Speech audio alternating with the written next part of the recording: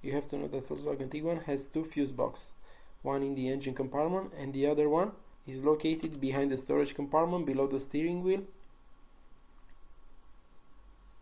You open the storage compartment and then press both sides to pushing it down. Okay. Don't forget to subscribe our YouTube channel. You can take it out to have more access at the fuse box and relay box.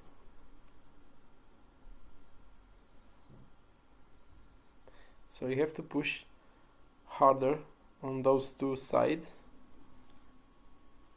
to take it out.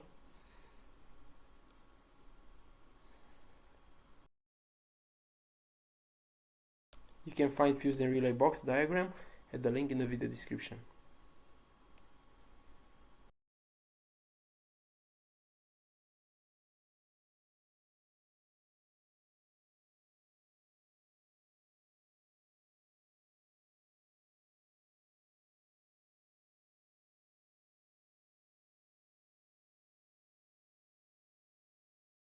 If you have any suggestions about new tutorials, write us in the comment section.